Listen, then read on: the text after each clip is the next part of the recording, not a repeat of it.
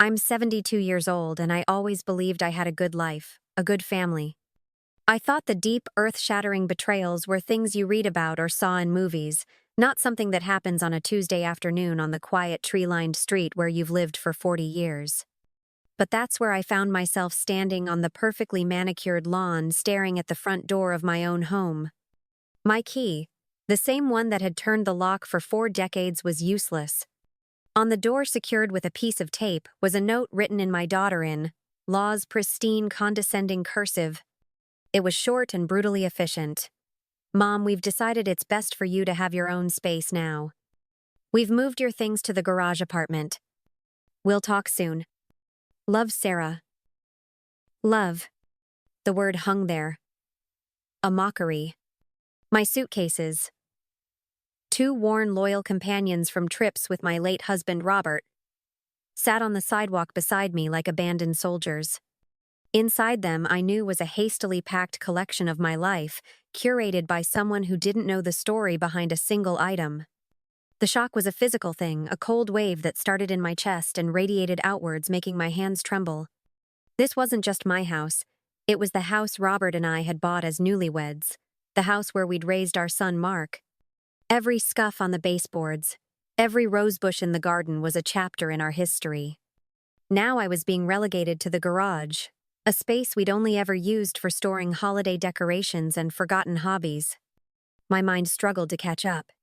How had it come to this? The answer, like most painful truths, had been hiding in plain sight for years. After Robert passed away 5 years ago, I felt adrift. Mark and his wife, Sarah, had suggested I transfer the house deed to them. Their reasoning was practical, almost seductive in its logic. It would simplify the estate later, they'd said.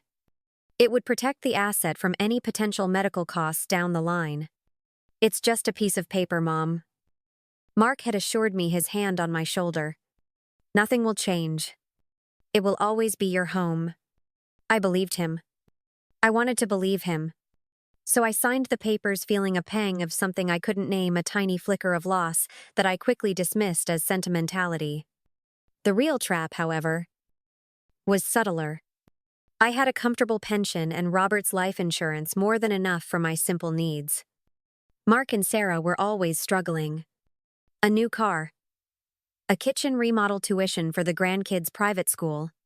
The requests were constant, always framed as necessities for the children, for their future. And I, wanting to help, wanting to feel needed, always said yes. 2 years ago, when they refinanced the house to fund a new business venture for Sarah, they'd asked me to handle the mortgage payments directly from my account. It was easier that way, they claimed, to keep everything organized. I was paying the mortgage on a house that was no longer legally mine.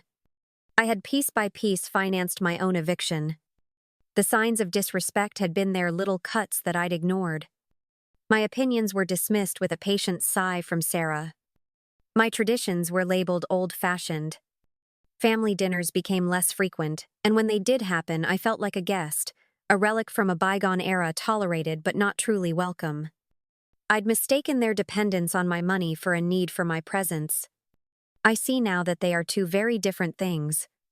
Shaking myself from the daze, I walked around the side of the house, my footsteps feeling alien on the stone path I'd laid with Robert one summer.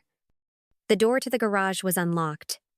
Inside, the air was thick with the smell of dust and gasoline.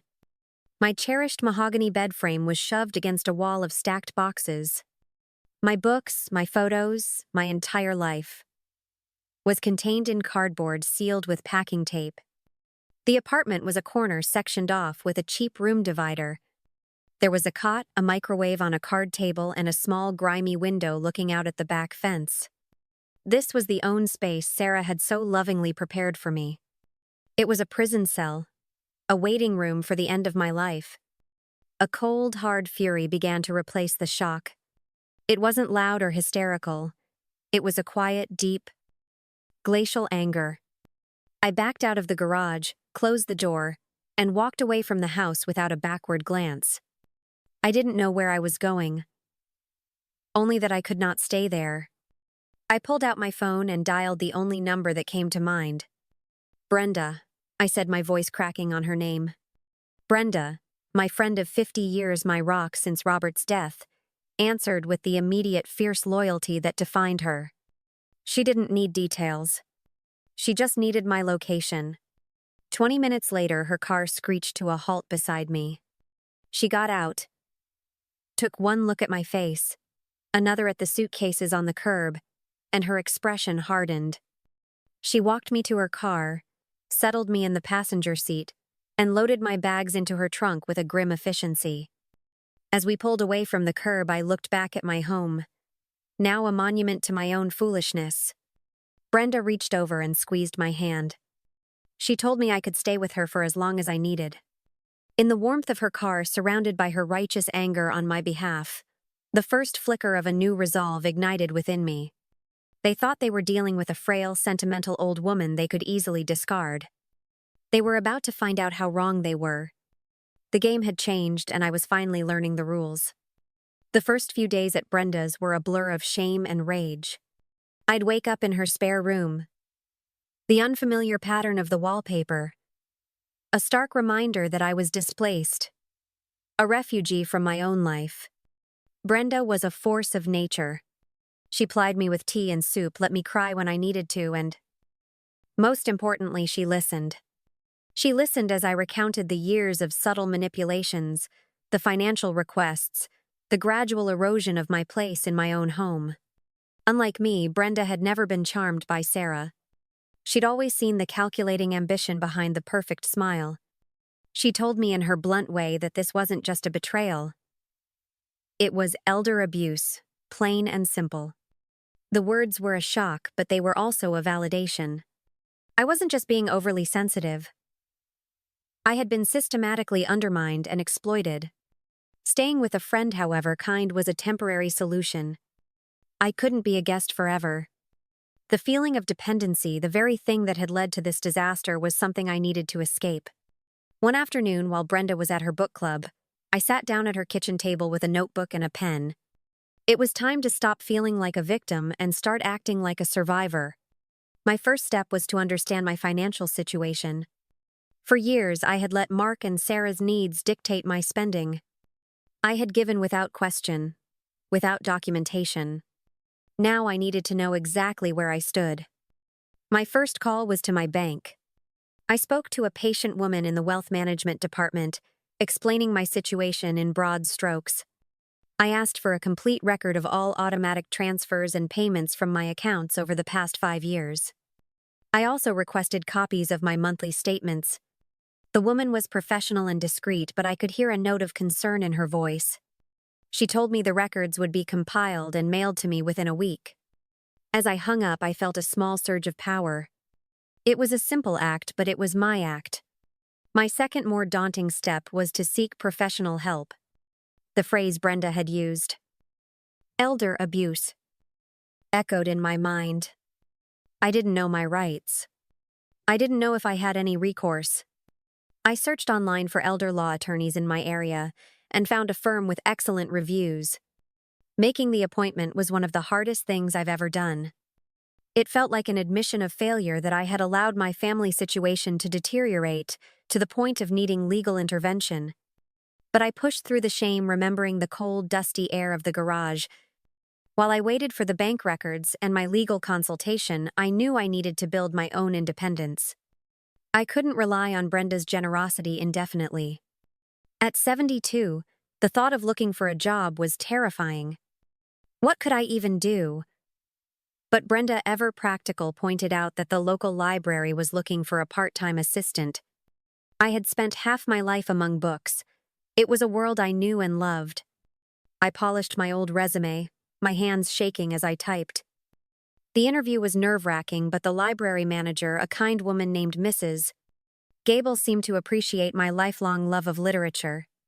A few days later, she called to offer me the position, 20 hours a week. It wasn't a fortune, but it was mine. The feeling of earning that first paycheck, small as it was more liberating than any of the large checks I had written for my son. The thick envelope from the bank arrived a week later. I spread the documents across Brenda's dining room table. It was all there in black and white. Page after page of transfers. Mortgage payments, car payments, credit card bills, tuition fees. There were large one-time transfers I had almost forgotten labeled with vague memos like family support or investment. Seeing it all laid out was sickening. It was a detailed accounting of my own naivety. I began to organize the records, creating a spreadsheet documenting every dollar. It was a painful, meticulous process, but with each entry my resolve hardened. This was no longer just a feeling of being wronged. This was evidence. As I worked, I began to see the pattern clearly. The requests for money always preceded a period of intense affection and attention from Sarah and Mark. They would invite me to dinner, praise my cooking, ask for my advice.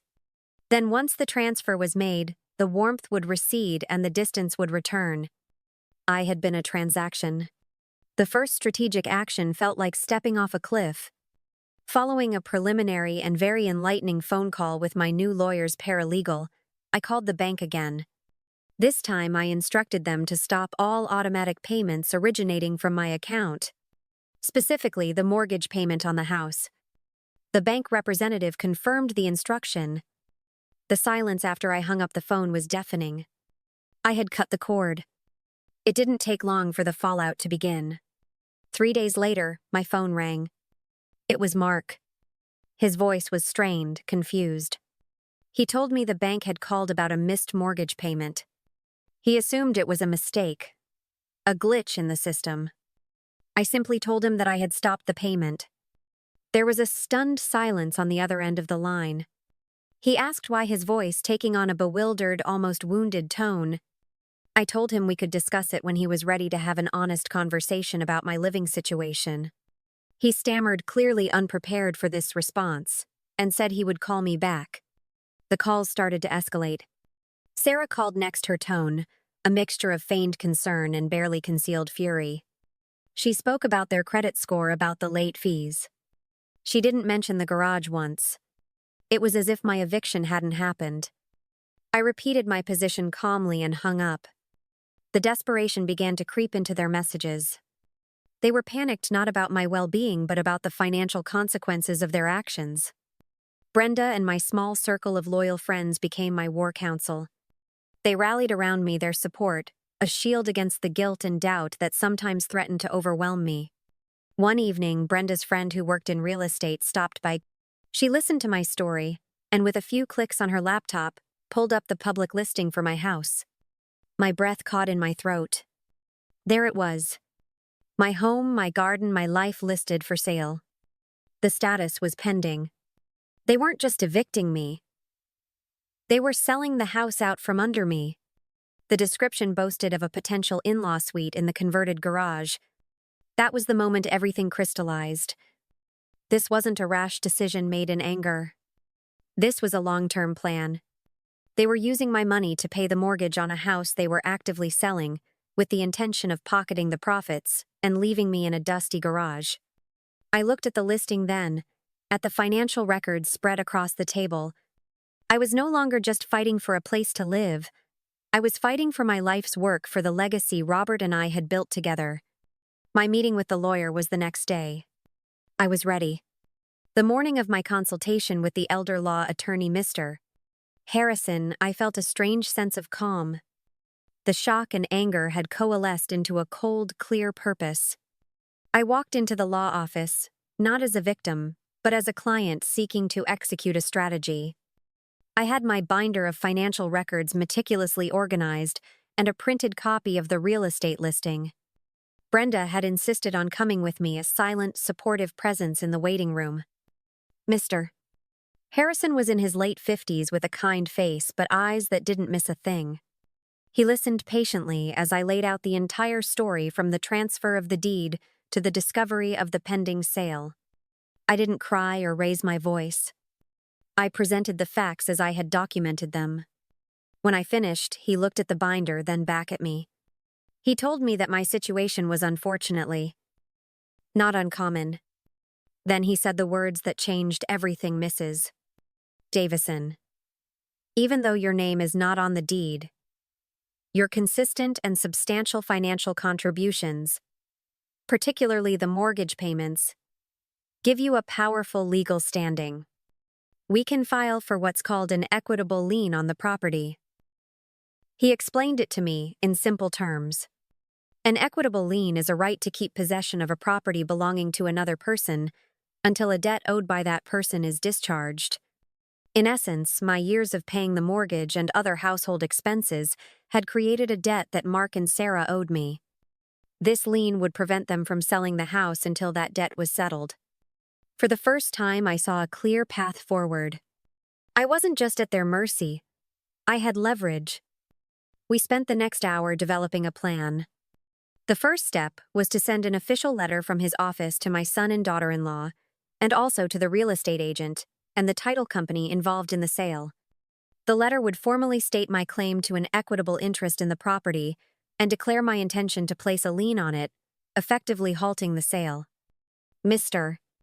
Harrison suggested we also demand a formal meeting with all parties present to discuss a resolution. He wanted them to see that I was no longer acting alone. I was now backed by the full weight of the law. The call from Mark came the day after they received the registered letter. The panic in his voice was palpable. It was no longer the strained confusion of the first call. This was raw fear. He said I was trying to ruin them, that I was being vindictive. He couldn't seem to comprehend that I had hired a lawyer. In his world, mothers were supposed to forgive, to absorb, to give endlessly. They were not supposed to fight back with legal summons. Sarah refused to speak to me directly, but Mark relayed her fury. She had accused me of trying to sabotage their future.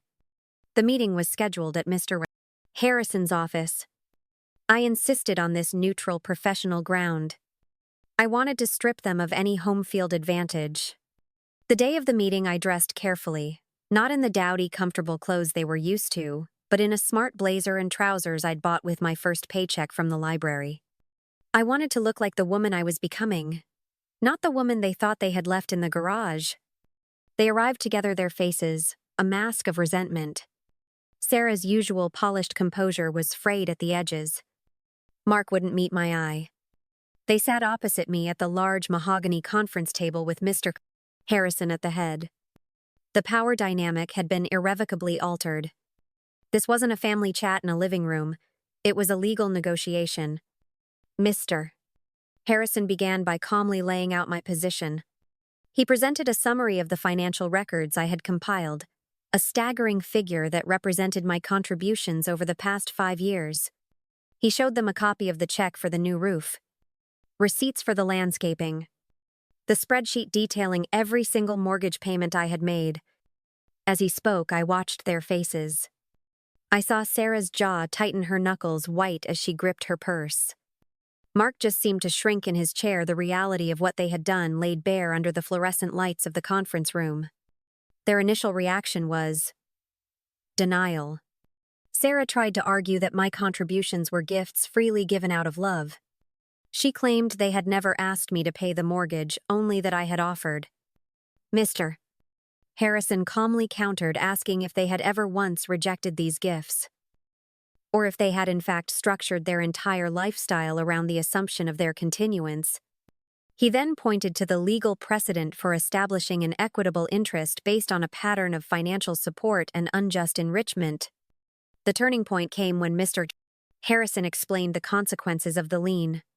He made it clear that the sale of the house was now frozen. No title company would issue insurance, and no buyer would proceed with the purchase with such a significant claim against the property.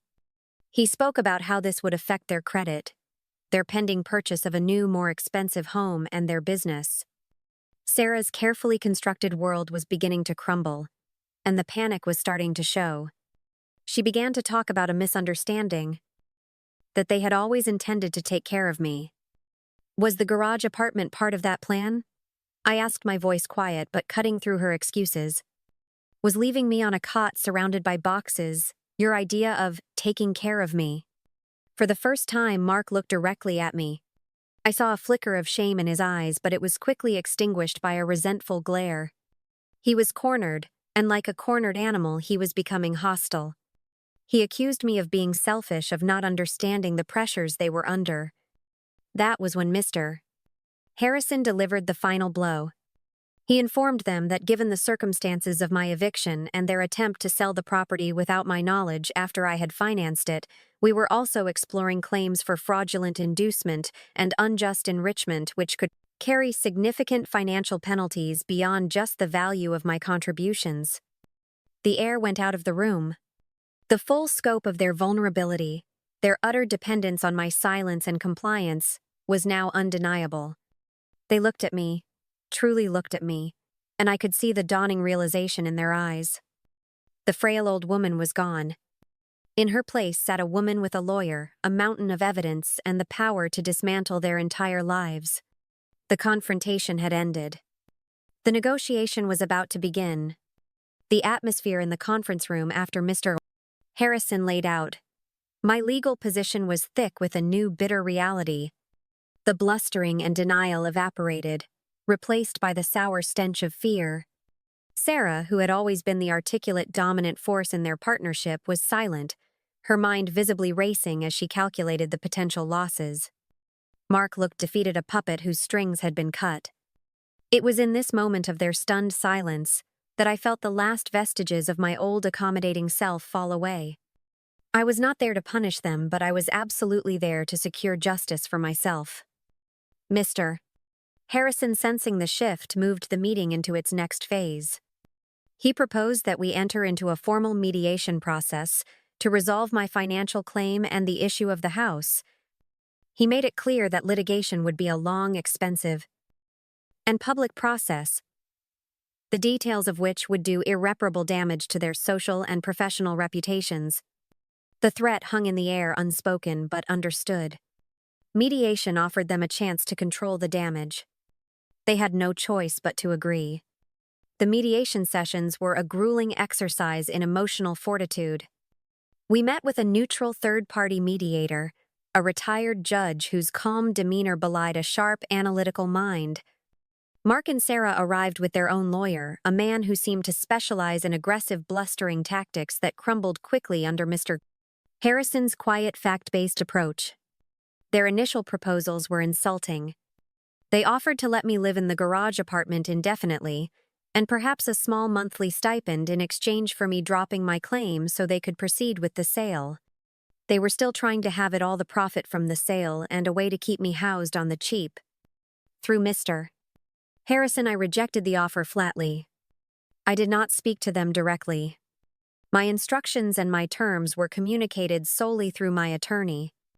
This was a crucial part of the strategy he had advised. Maintain emotional distance and let the legal and financial facts do the talking. My terms were simple and non-negotiable. First, the immediate transfer of the house deed back into my name. The house was not for sale. It was my home, bought and paid for with my life's work, alongside my husband. Second, a full and formal accounting of the money they had borrowed against the house's equity when they refinanced.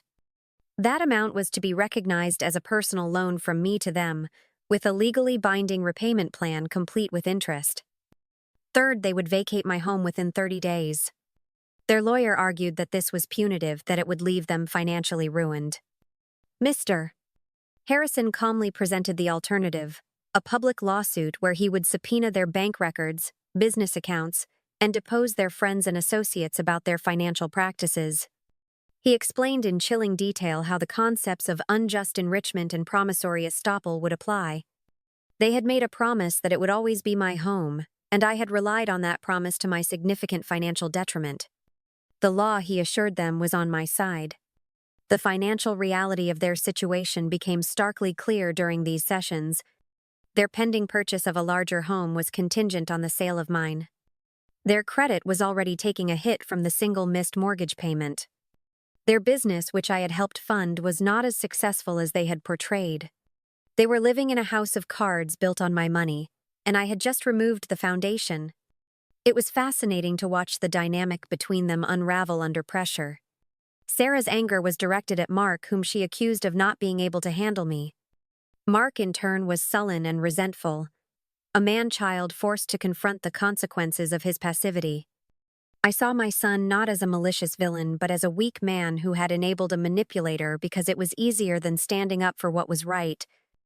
It was a profound and deeply sorrowful realization. My granddaughter Emily was caught in the middle. I had made it clear through Mr. Harrison that my fight was not with her, and had even set up a separate channel of communication with her, reassuring her of my love. She was an innocent party in her parents' greed. After 3 tense sessions, they capitulated. Their lawyer, seeing no viable alternative, advised them to accept my terms. The final meeting to sign the settlement agreement was surreal. We sat in the same conference room, but this time the documents being signed were not ones that stripped me of my assets, but ones that restored them. I watched as Mark signed the deed transferring my home back to me. I watched as he and Sarah signed the loan agreement formally acknowledging their debt. The stroke of the pen was the sound of my victory. The moment I held the new deed in my hand with my name, listed as the sole owner, was not one of triumphant joy but of quiet, profound relief. It was the feeling of a world being set right again. I had walked into that law office a few weeks prior, as a displaced person, a woman with nothing but a binder of receipts and a story of betrayal. I was walking out with my home, my financial security, and my dignity fully restored. They had 30 days to vacate. The clock was ticking not on me but on them. Justice wasn't always a thunderous clap of lightning. Sometimes it was the quiet, methodical work of a good lawyer, and the unwavering resolve of a woman who had finally learned her own worth. The 30 days that followed the signing of the agreement were the longest and strangest of my life. I remained at Brenda's counting down the days while Mark and Sarah dismantled the life they had built inside my walls. I refused to go near the house, not wanting to witness their retreat. Emily, my granddaughter, was my main source of information. She would call me, her voice a mixture of sadness and relief, describing the tense atmosphere, the arguments, the frantic packing. She told me her mother was furious and bitter while her father was mostly silent and withdrawn. Emily, who was in her first year of college, had decided to move into a dorm, wanting to distance herself from the toxicity of her parents making up. I supported her decision, assuring her that a fund I had established for her education long ago, one that Sarah and Mark knew nothing about, was untouched and secure. On the 30th day, Mr. Harrison's office called to confirm that the house was vacant and the keys had been surrendered to them. Brenda drove me home. Pulling into the driveway, seeing the house stand empty and waiting, was an emotional experience I struggled to describe. It was a homecoming, but also a reclamation. Walking through the front door, the first thing I noticed was the emptiness. They had taken all their furniture, all their belongings. But they had also left behind a faint scent of Sarah's perfume, a ghost of her presence that I was determined to exorcise. The changes they had made to the house were jarring. They had painted over the warm, soft yellow of my living room with a cold, sterile gray. They had replaced Robert's favorite worn armchair with a sleek, uncomfortable-looking leather thing which was now gone, leaving an awkward, empty space. It felt less like my home and more like a stage where a play I never auditioned for had recently closed. The first week was about cleansing. I hired a cleaning crew to deep clean every inch of the house, scrubbing away the last physical traces of them. I opened every window, letting the fresh air chase out the stale energy. Then I began the slow, joyful process of reclaiming my space. I had the living room repainted in its original sunny yellow. I retrieved my furniture from a storage unit. I'd rented, unwrapping each piece like a treasured memory. Robert's armchair went back in its rightful place by the window. My books came out of their cardboard prisons and returned to the shelves. With each item I put back, I felt like I was piecing my own identity back together. My new life began to take shape. I continued to work at the library not because I needed the money, but because I loved the sense of purpose and community it gave me. Mrs. Gable, my boss, became a good friend, and we discovered a shared love for classic mystery novels. Brenda and my circle of friends were my constant support system. We had weekly dinners, went to movies, and even planned a small trip to the coast. I was building a life based on mutual affection and respect, not obligation and transaction. The relationship with my family remained fractured and complicated. Sarah, as I expected, never spoke to me again. The loan payments arrived in my bank account each month, a cold electronic reminder of the debt they owed. I learned through Emily that they were living in a small rented townhouse across town, their lifestyle dramatically curtailed. Mark tried to reach out a few times. His calls were stilted, awkward, filled with halting apologies that never quite seemed to land on the actual betrayal. He was sorry for the misunderstanding. Sorry that I was upset. He never once said he was sorry for evicting me or for trying to sell my home. I kept the conversations short and polite. Forgiveness was a complex landscape I was not yet ready to explore.